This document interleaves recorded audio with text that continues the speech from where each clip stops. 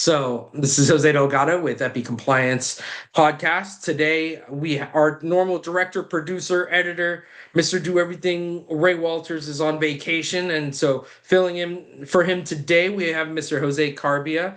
Uh, Give us your elevator resume real quick, and then we can jump right into it. Thank you, Jose, and thank you everyone for the opportunity to join you today. So my name is Jose Carbia. So my background, over 25 years, actually spent most of my career in talent acquisition and human resources.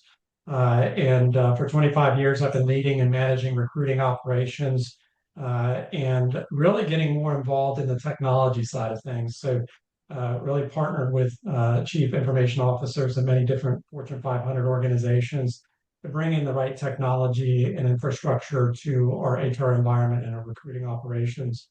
After 25 years, most recently coming out of United Health Group, and also worked at Change Healthcare for the last 6 years. And I decided to really embark upon a journey to join Team Logic IT and open our Palm Coast location. And Team Logic IT is a IT cybersecurity managed IT services organization based out of Mission Viejo, California. We have over 340 locations across the U.S. With over 1,800 technicians, engineers across the country that we have access to. Yes, and so we just established our footing here in the Palm Coast area, and joining here with you today to talk about basically cybersecurity network assessments and network mapping and cybersecurity assessments. So yeah, let me break that down a little bit more, just because I want to really clarify, because IT is one of those things where I love it when I meet somebody and they're like, "Oh, I'm in IT," or "Oh, I want to get into IT," and I'm like, "What part?" Like, do you want to break fix? Are you the guy that wires offices and houses? Are you the person that's setting up programming on the back end? Are you networking? So, what would you say your preferred wheelhouse in that IT environment really is? Yeah, so to your point, we are not a break fix environment. So we are focused on proactive support. We serve as an extension of your organization. Basically, our sweet spot is managed IT services and cybersecurity, ensuring that your systems are protected, your systems are running efficiently, and that your data is secure. That's our main focus. And we know that through the protection and security of your environment and your data, that your systems will be most productive, your employees will be more productive, which therefore increases growth and profitability in your organization. Awesome, awesome. So if anybody's got any questions, by the way, as we go through, please throw them in the chat. I promise I'll be looking at this as we kind of go through. Jose and I were talking offline last week, was it? Mhm. No? Yeah. It's been a hectic month and a half. So yeah, so last week we were talking a little bit about some of the stuff from HIPAA 2026 and how you can kind of help things out. And one of the ones that Dr. Delgado and I have been banging our head against the wall has been the hardware mapping, because it's annoying. It's truly annoying for me, because even if I'm a small office, just figuring out that map it would make my whole office look like one of those conspiracy theory, with a bunch of sticky notes and the lines that are cutting across the room and things hanging. Like, how do you do that? How would you attack something like this for a small to medium sized place where they don't have like the manpower to just go location by location, just start tugging on a cord to see what it's connected to? We use technology, as well as obviously we consult with our clients. We have technology tools that we can upload into your computer systems to then do the entire network mapping. So it starts to connect all your computers to the printers, to the network devices, and so on. And so with that technology, we can truly map out the overall environment. We also do, have a series of questions as well that we kind of talk through to ensure that we're capturing a true inventory, all the devices that exist, all of the systems that are interconnected, We also get into, from a network mapping perspective, is understanding what kind of applications are in the environment as well. So, Okay. overall assessment of not only the devices and the hardware, but even the software, and then diving deeper into the accessibility of that equipment. So Who it's has it's access funny to it? that you mentioned that because I'm a huge fan right now because of how quickly tech moves. I'm a huge fan of everybody just needs, for lack of a better term, a dump computer. Outside of maybe the office manager and the HR person and the marketing person, where maybe they need Microsoft Office as well. Everybody else just needs a dump manager because everything is so web-based now, right? Um, is that something that you see changing? Because I still see some people that have internal servers or they have one desktop that they use as the internal server. Is that does that make any sense? Like what I'm saying, or am I just Yeah, I like mean, there's different types of setups. Obviously, historically, hosting data into a server has historically been the trend. Now, folks are moving into the cloud, right? A lot of people ask, what is the cloud? Where is the cloud, right? yeah, yeah? Is it the Um, one right outside that looks like it's gonna storm on me? Or yeah, yeah. I don't know why they picked the cloud as the term for it. But that's a whole yeah, nother a whole nother. conversation with a different drink in our hand, right? Not an That's energy right. one. Yeah. Yeah, but what the cloud allows you to do is not to have the hardware on site, right? And so eliminates the server altogether. And either contracting that out to manage the data, or you purchase hardware, whether that's on site or off site, to host and manage your data as well. But when you do have a cloud environment, it's also important to back up that data, Yeah. and because just as a server or a computer can be vulnerable to cybersecurity threats, right? So can the cloud. And there's a misconception that when you're on the cloud that your data is more secure and safe, and Oh that no. would be false. I don't believe that at all. I Yeah. mean, it's so I've used this in other recent podcasts, but as high tech as the thieves have gotten, I'm going back to low tech for a lot of my storage needs. I hate to say it that way, but for me personally, like using USBs again, I'm using a notepad again. I'm relearning cursive so that only I can read it. So Yeah. simple things. That are harder to just take a picture of and scan it and do whatever you want with it. So when we're talking cybersecurity too, and we were talking about mapping, that kind of leads us to you also have a service that can pinpoint where different pain points are in the network. How does Mhm. that kind of work? Because is it just like, hey, this is an unlocked door? Is this, hey, you forgot to put glass in this window? Like, what's the method? What does it do? Yeah, so there, certainly, network mapping is one aspect of it, which is basically on, having visibility on what you have, right, in terms of the network environment.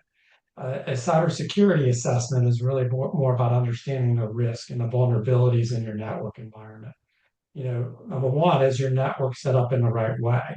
There can be very many vulnerabilities if not set up correctly, which leads to your point, a lot of gates open that we are Yeah. not aware of, where hackers, cyber threats can come in.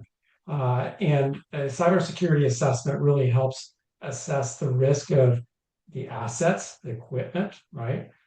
Which is, not only your computer, your laptop, but all your access points. How are people, if you have Wi-Fi in your environment, do you have a guest Wi-Fi? And how easily can guests from outside of the organization access your internet? And then what threats could that pose if there's a way for a cyber thief to get in through your access point? Um, Wait, so and wait, so, wait, wait, because now you're reaching the end of my tech level here. mhm.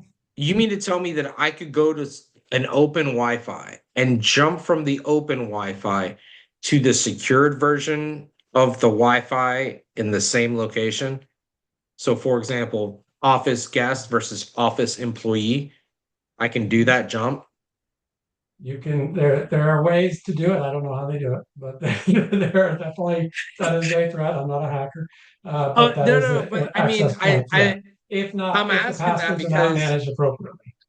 yeah, well, and I'm asking that because for the last, since the advent of Wi-Fi, I didn't think that was possible unless you're sitting here like Mission Impossible style hacking here, right? Like where you had to be physically, you know what I mean? Like all that kind of nonsense. I didn't think that you could just jump from within the Well, same. it's yeah, it just, if they can break the code, right? If they can Okay. access your guest Wi-Fi, they can break the code to get into your main Wi-Fi. And that could be how your passwords are set, the vulnerability of your passwords. If you've, there are folks that create simple passwords Well, and yeah, and that makes sense for hackers like the take the guest time to, Wi-Fi, office Wi-Fi. Boom. yeah, You know. yeah. So you're saying that now we need to also have a stronger security asset in place for the guest Wi-Fi, not just the employee Wi-Fi. Yeah, Okay, Jose, at what point do I say screw this and say no Wi-Fi for anybody but company devices? no, well, a lot Because of it now is the this controls. convenience is causing me a problem here. I didn't know I had before, Jose. Yeah. No, the passwords is the main aspect of it, right? And so it's Okay. ensuring that you have the right controls in place to protect access to your systems. So, like for example, I had a client that basically, and this wasn't Wi-Fi, but this was another application that required a password. And if you didn't know the password, you could just say, give me a password hint, right? You've seen Okay. that. We've all had to Yep. enter that. And the password hint was, what is the zip code of Bunnell, Florida? I Yeah. mean, So, if it works. so if it works, right, and there's only one zip code in Bunnell, and so that's when we do an assessment, we're really trying to understand how are things set up and what's the method around that, right? If it's something that can easily be guessed, accessed, where phishing campaigns can actually collect that kind of information, that's where cybersecurity threats increase. So a cyber assessment really helps us dig into the assets, the asset controls, how you get into those assets, what parameters do we put, are we creating simple one-word passwords, or are we really challenging, creating challenging passwords, right? That's why, there's all these stipulations that must be, 12 characters long with symbols and Yeah. numbers, because phishing campaigns can really get at accessing that kind of information by understanding how people think, how they think about their company, what are the keywords that they would typically think about in their environments, and that's how they guess passwords. And that creates the vulnerability and the exposure. So then So it's I important ask to every have those IT guy security I ever controls in meet this place. question. Are Mhm. you a fan of changing the passwords frequently or having one stupid strong password that I basically have to have written down because I'm never going to remember this? Mhm. Yeah. Which way, where do you lean on it? Do you lean on the change the password often or do you lean on the more like just one stupid strong 20 digit, or 20 alphanumeric password? Well, I would have had an answer to that, but now that I use a password manager that is secure, Okay. we sell this to our clients as well. We use a system called Keeper that keeps all of the passwords. So it can create and generate the passwords for me. I don't have to remember the passwords. It uses multi-factor authentication.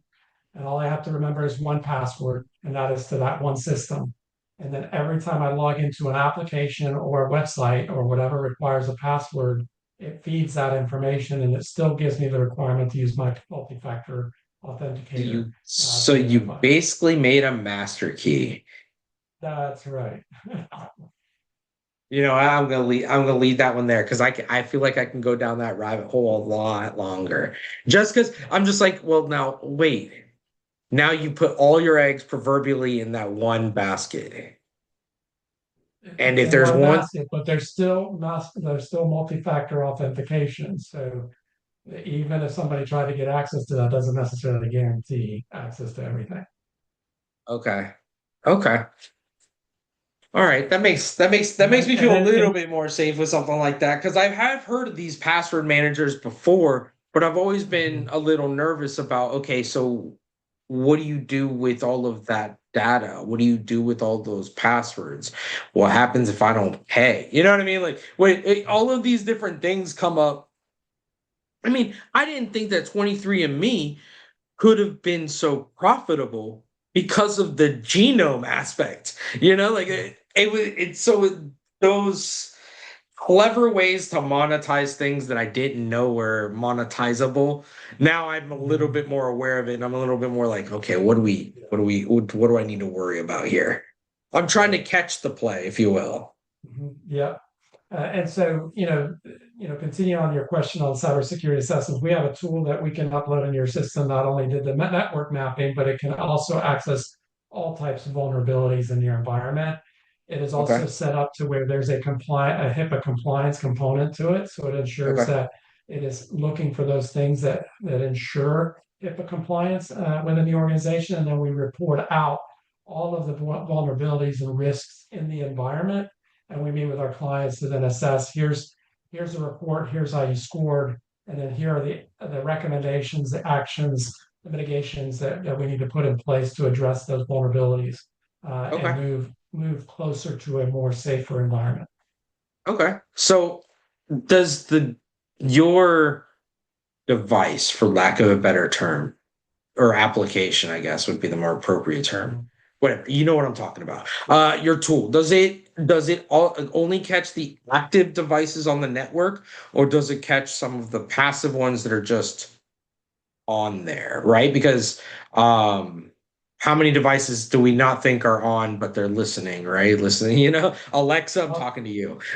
yeah, so that's where the importance of the network mapping is, right? So not only do we connect and see what is connected, right, through the tool, but then we have to have conversations and discussions to really truly understand your environment and what's missing, right? Because the Okay. technology is not, if it's not on, it's not going to connect to it, right? Okay. And so it's important to do a dual. We're having a discussion, answering several questions to really understand what is outstanding to make sure that we capture those. We recently had a client that they have 4 laptops, 3 of them they only turn on like once a month. But in Yep. order to do a vulnerability assessment, we had to have those laptops turned on. And I know we had this situation where they turned them on and then they all left the office and the laptop shuts down, Yep.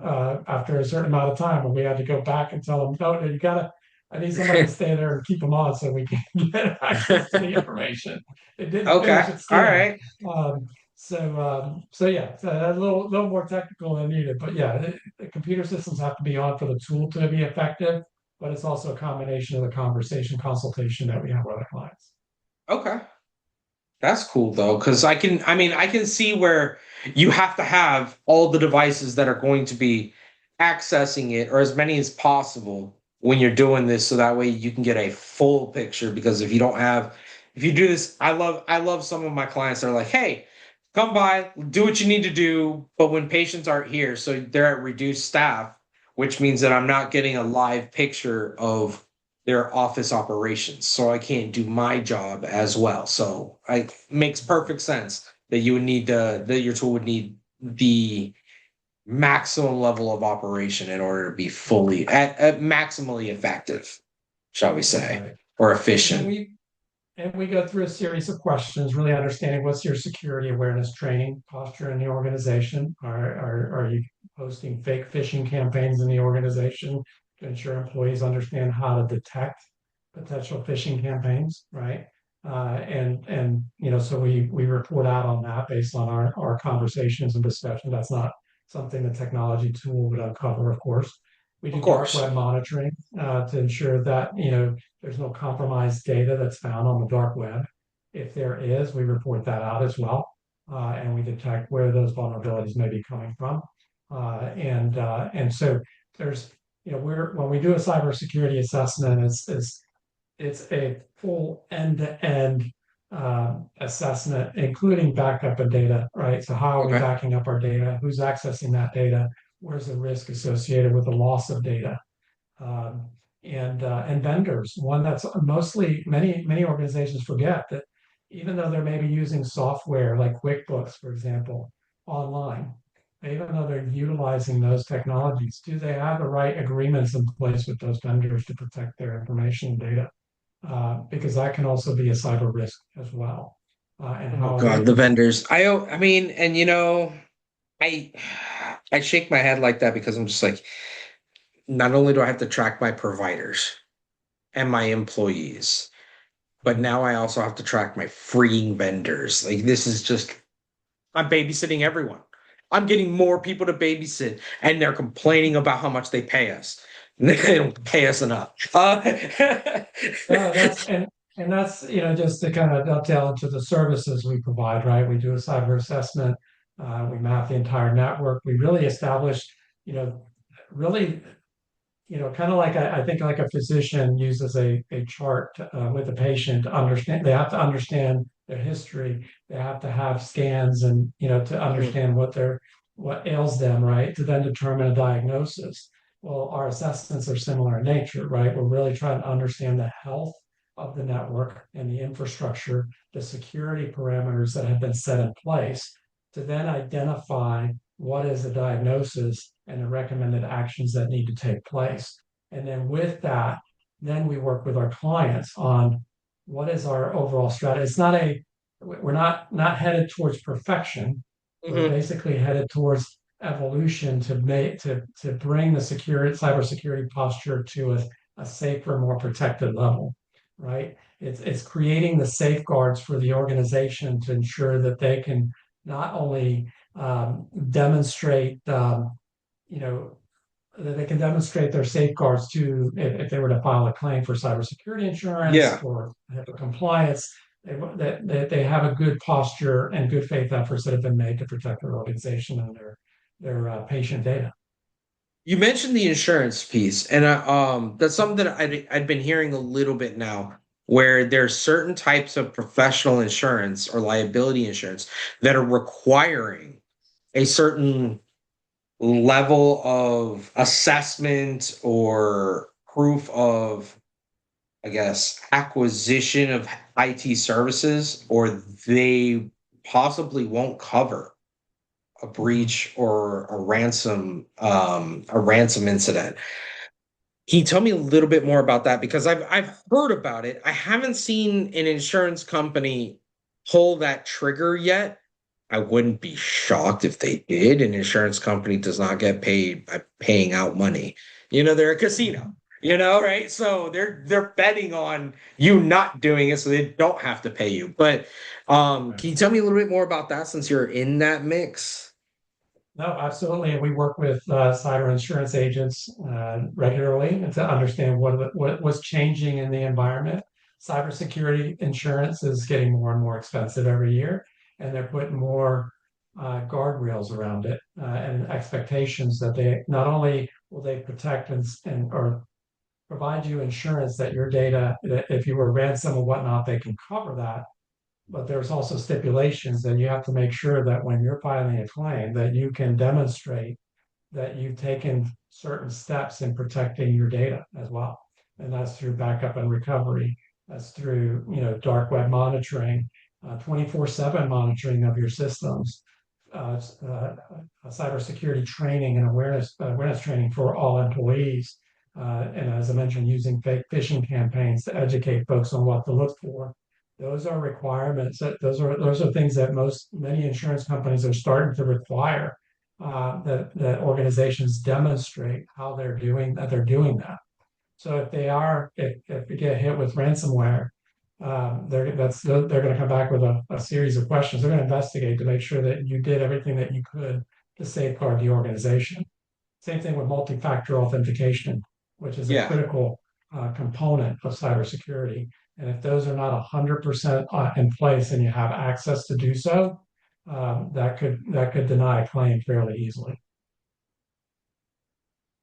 I don't know what the prices are for that ransomware insurance or whatever it is, or if it's just a rider on the professional liability insurance for the organization.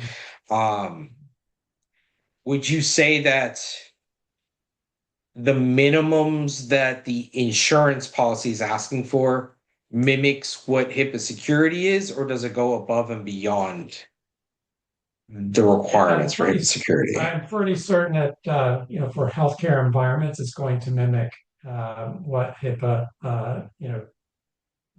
requires.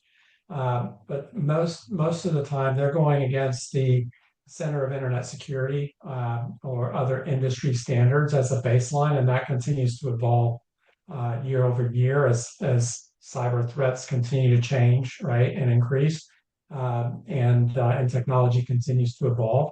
AI is becoming a threat in the environment. It's getting easier for them to have phishing campaigns that look more real than they did before. Like I think we've gotten used to, oh, there's spelling errors on this email communication. Yeah. The email address looks funny. They're starting it like I had one recently come from Microsoft regarding Copilot, and we had just upgraded our Microsoft to leverage Copilot. And I got this email, and it looked legit. It looked like, they were wanting me to explore some things with Copilot. And when I hovered over the link, I'm like, this is not Microsoft.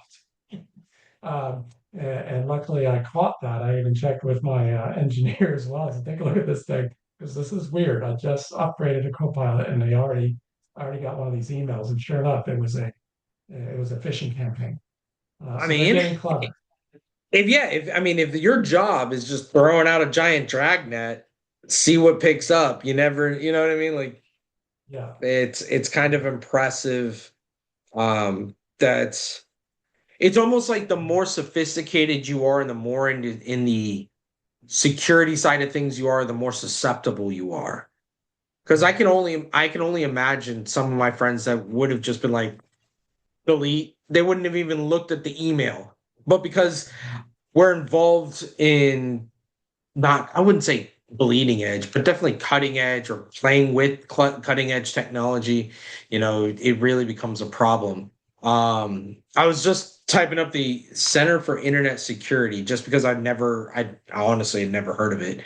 Um, so they've been around for 25 years? Yes. Yeah, they set standards for small businesses, medium-sized business, and Fortune 500 organizations. So, right. Okay. So there's different levels of security needed based on the size of the organization, and they I'm gonna set put in minimum the chat. standards. Yeah, Mhm. I'm gonna put in the chat the website. So if you want to take a look at it and find out more, cisecurity.org. So if you want to check it out, that way you can have a little bit more because I know that uh under Homeland, there's another department for internet crimes. That's usually where I'm pulling stuff from because they're usually working with the FBI.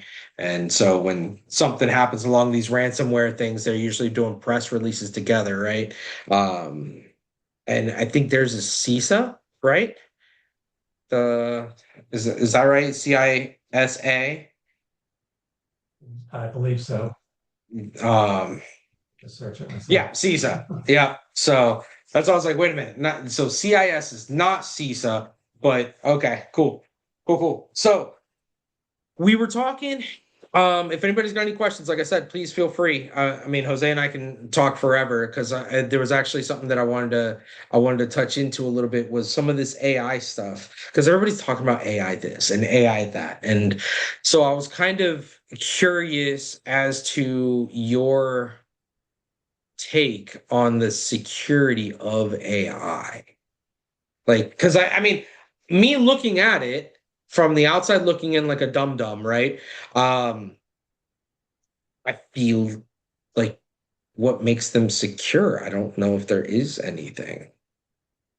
So basically, the way that AI is set up, the free AI, like free Chat GPT, for example, Yep. the basic versions that kind of give you introduction to the AI, and then you use it, and then all of a sudden it times out on you and says, "Oh, you got to wait 24 hours to continue." Um, those are not secure.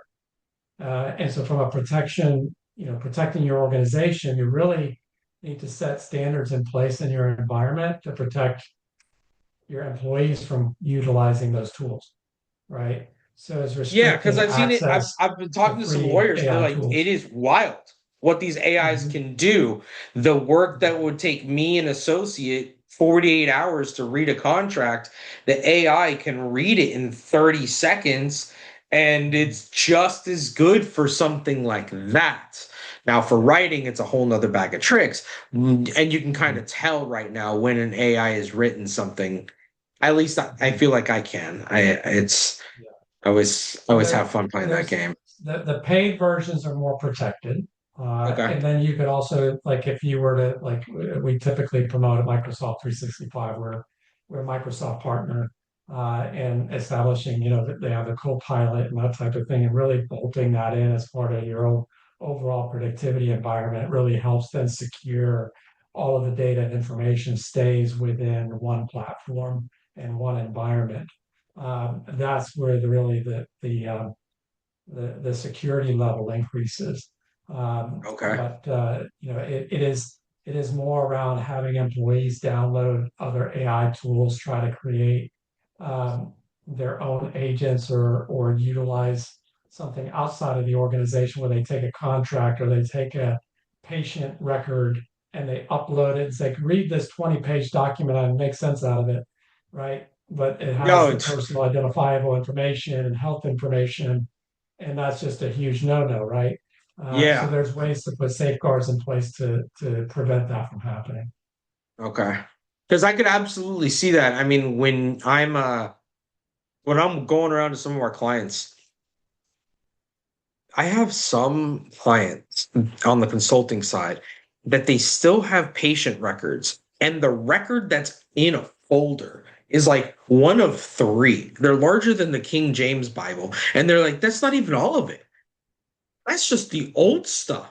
The new stuff would be just as big on our EHR. And they can't get rid of the old stuff because they're just like, some of it still matters. And I still need to be able to, the provider still needs to be able to jump back and forth. If it's something that's more complex conditions like endocrinology, nephrology, rheumatology, cardiology. I mean, you can just keep going down the list.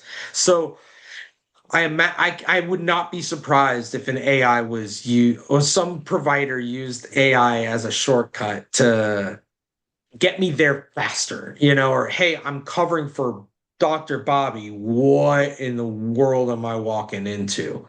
Um, so I'm curious to see all of that, right? Like I'm curious to see down the road when AI gets blamed for the first pharmaceutical mistake, for hey, this doctor I confirmed with the AI that this medical cocktail for this patient would be perfectly fine. So I should not be sued. The AI should be sued. So I'm waiting to see that argument. I don't think it'll ever hold up, but I mean, what are your thoughts on this? Because I know that you're closer to AI and playing with it than I am. Yeah, I mean, I think as I think as we're seeing, we're all part of the AI revolution, right? Hmm. Everybody. It's kind of like I think about it like the web 2.0, right? Back in the early 2000, where it was the dot-com era, Yep. and everybody got into the game, and then the bubble burst, right? Yep. And then people started really figuring out, like, okay, this is what it needs to be. And I think that's what we're facing with AI. There's a lot of everybody's testing it, everybody's applying it, everybody's getting more used to it. But I think what we're going to start to see is more guardrails over time based on those things that you pointed out, that we're waiting for a disaster to strike, and that's going to impact an organization or organizations or an industry because of I just don't want it's moving Skynet, at such a man. rapid I'm not ready. moving at a My rapid kids, pace. my kids don't know what to do without Wi-Fi, okay? They don't know what to do with commercials on TV. They're not ready for Skynet, all right? So, and if you Yeah. don't know that reference, you need to watch some Terminator. All right. That's all I'm going to say to that. Just the first two. The only one that exists are the first two. We don't talk about the other ones. Okay. And if you don't know what the first Terminator or the second Terminator are, this is the perfect time of year. You need to. You need to figure that out. No, that's I look at AI. I was using a similar example where I think that AI where we are right now is more like Wikipedia in that same time frame where it was just garbage in, garbage out. You had no idea if it what was given you was something valid or not. You still had to do some of the legwork to figure out, okay, it compiled actual information, not just from Joe Schmo's blog, on Right. what was the big blog website back in 2000? God, in that 2001 era, Wiki. it was wiki, and then it would always pull. People would always quote stuff on the wikis from Yeah. the. It wasn't Tumblr. It wasn't.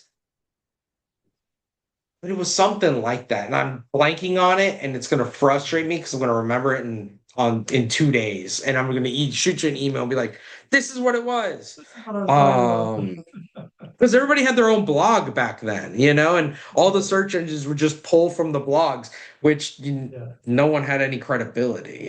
So I'm looking forward to that. That's the way I explain that now.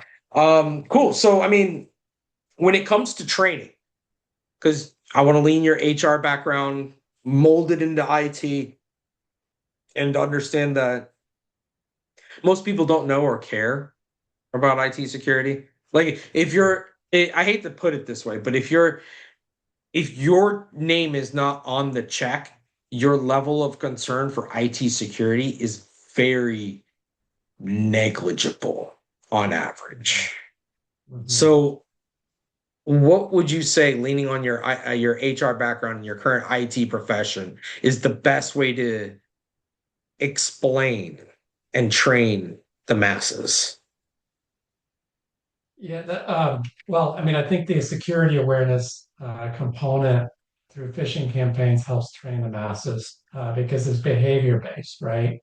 If Mhm. you accidentally click on something that you shouldn't have clicked on and it's a fake phishing campaign, it'll show you why you should not have clicked on it, and it'll give you videos for training that you must complete in order to be in compliance, So right? what you're saying is that So you want to set up a sting operation on your own team. Oh God, here we go. it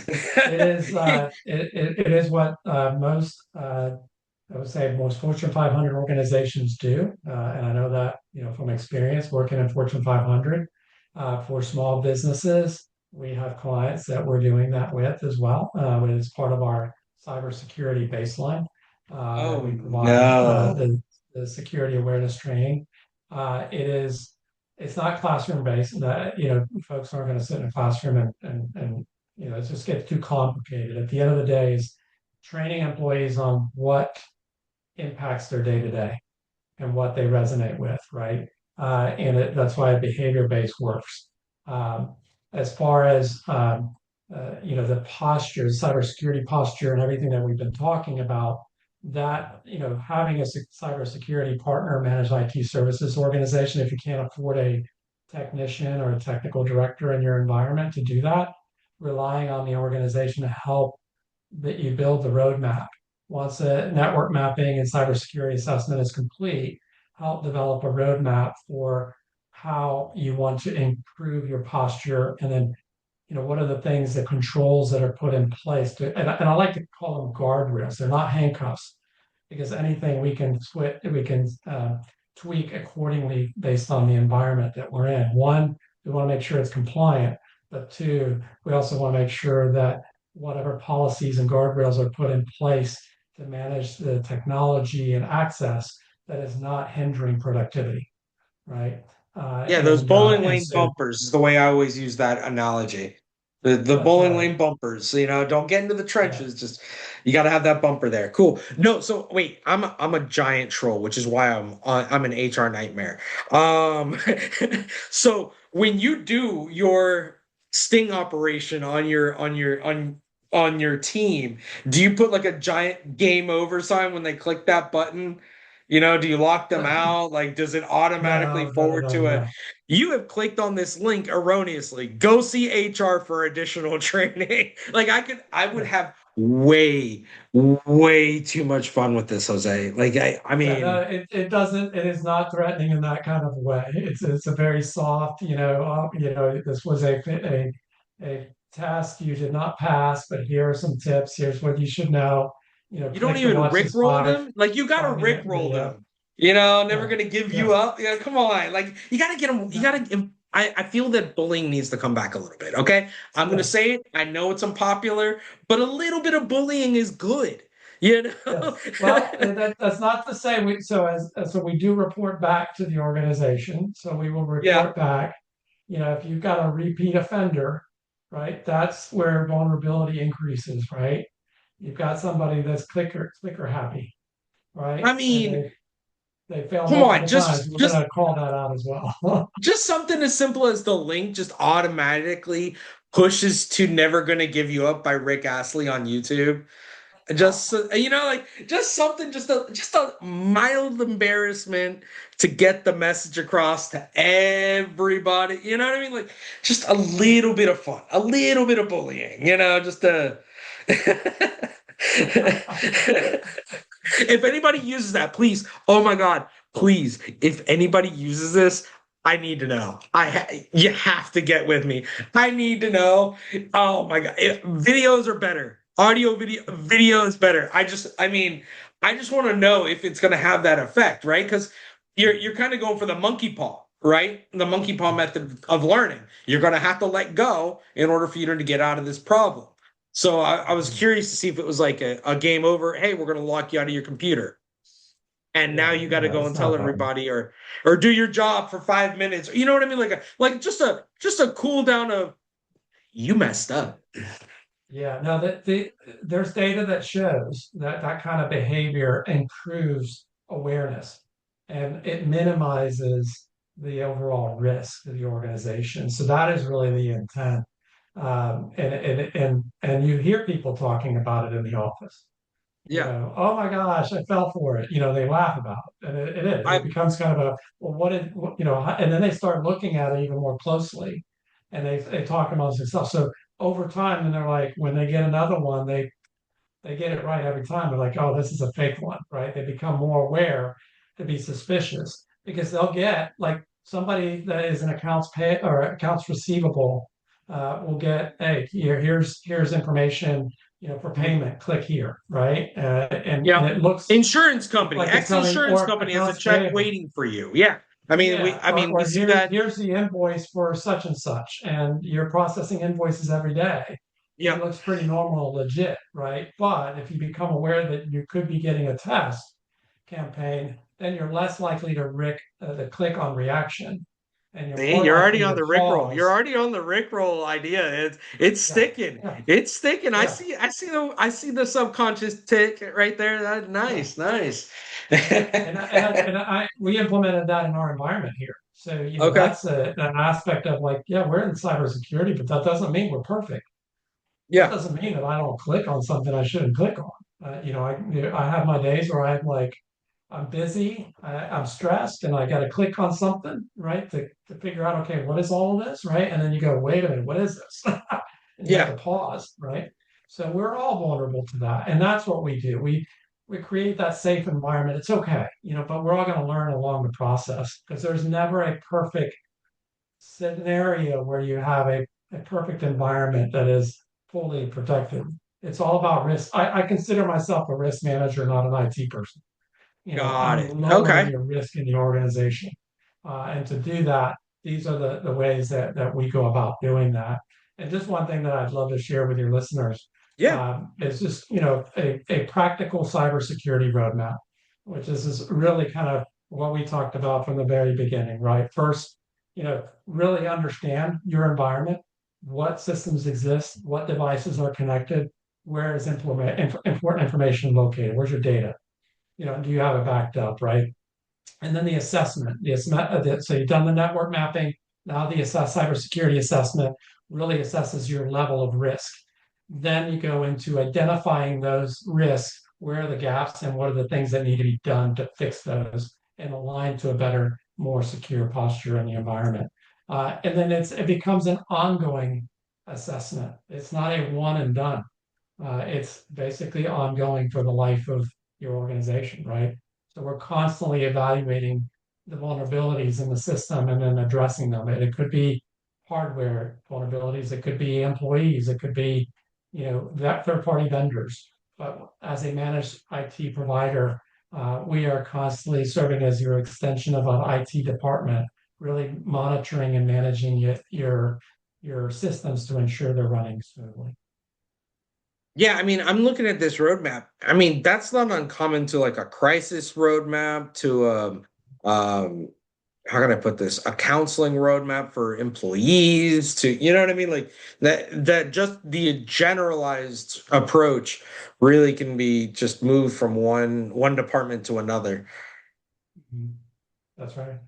So cool, cool, cool, cool. So again, one more time, if anybody's got any questions, please let me know, or you can email Jose. Jose, do you have a slide there with your contact information? Oh, no, I don't, but let me put it in the chat if that's okay. Yeah, if not, I mean, if not, that's okay. If you have any questions or you want to get to Jose, talk to Jose and more specifics about your organization, please feel free to reach out to Ray or myself, and we're more than happy to connect you guys. For those of you, normally this is where I kick it back to my director, producer, editor for all of the fun housekeeping. So let me knock those out while we're at it. So if you have any questions or concerns, have any compliance needs, we've got EPI compliance here. Actually, right there, I'm backwards. So if your company has problems with policies or procedures in regards to HIPAA privacy, HIPAA security, OSHA or OIG, or looking to see how a live program can really help out your compliance overall department, please feel free to reach out to Ray or myself. We'll be more than happy to have that conversation with you. Myself, if you're looking for consulting, or if you have someone that is looking to get a little bit more accustomed to what it is to be a HIPAA security officer, we're running a boot camp and a program where you can learn the information two ways. One is completely online at your own pace. And then the other one is a 9 hour boot camp with me, where we go over 10 different, we break down HIPAA security into 10 different sections, and we really dive in on those. We do those once a quarter. And then after that is the 100 question multiple choice test, where when you pass it, you get a certification for HIPAA security. Uh, Obviously, this is better for some people than for others. But if you're looking to be in management, or if you're looking to get into compliance or stay in compliance or ahead of the game, or if you've been voluntold, hey, I want you to be this, you should probably know what that means, what that entails. My favorite is those battlefield promotions, man. You never know what you're walking into. And generally, there isn't much of a budget to get someone from where they are to where they need to be with those battlefield promotions. So this is a very efficient way to help out that person so they're not overwhelmed. And then we have our please, if you like what you're seeing or hearing here, please feel free to subscribe to our YouTube channel and our Spotify and Apple. And I don't use anything Apple. So but if you do, then you know how to access all those videos and podcasts and everything. And that'd be wonderful. This video is going to pop up there probably next week, just because Ray's out of town, but he'll be back next week. And next week we will be talking about I had this up. Where did it go? Where did it go? Where did it go? We had it. See, and this is why I need Ray. I always mess this stuff up. And he already While you're has it doing set that, up too. and while you're doing that, I put up my contact information. So I apologize that, Absolutely. that I had it on the slide. Absolutely. So everybody should see it now on the screen. Yeah, absolutely. I know that Ray set it up. The topic is there. It's something that he and I had discussed already. But I can't find it right now. So this is this is me being online talent and not online producer editor. And this is why we need Ray back, right, guys? So I definitely can't do this without him. So I'd like to thank everybody. If there aren't any questions right now, Jose, thank you for coming on with us. I look forward to having you on again, and we can dive into any of these other shenanigans. I'd love to actually needle you a little bit about some of the inner workings of change in United Health Group at some point. Nothing that'll get you into trouble, obviously, but I would absolutely love to know a little bit more, right? Because not just with those instances, but with also like how they justify some of the actions that they take, and some of the borderline antagonism that we on the provider side feel is the relationship with the insurances rather than the more collaborative that it should be, right? Because they get paid to make sure their patients are treated. We get paid to treat their patients. It'd behoove everyone if we had a good relationship rather than an antagonistic one. So I'd love to dive that in a little bit more. And yeah, we can definitely, if anybody's got any topics or anything they'd like for us to discuss in the future, please feel free, reach out to us, let us know. And with that, Jose, any bumper you'd like to ask, put in there real quick before we jet? Yeah, I mean, no, thank you so much, for your time and the opportunity to be with all of you here today. I mean, if there's one thing to remember from today's discussion, I would just say you don't need to solve every cybersecurity challenge overnight. But one thing I would say is you do need visibility into your environment. You need to have an understanding of where those risks exist, and you need to have a plan, a roadmap for continuous progress and improvement to improve your cybersecurity posture. And that's how we move organizations from I think we're covered to we can demonstrate what safeguards we truly have in place in our organization. And that's what I aimed to do in this session today. So thank So you so show, much, don't tell. Jose. Thanks, guys. Stay out of trouble. I'll look forward to seeing you next week. All right, fantastic. Thank you. Bye. Sunshine.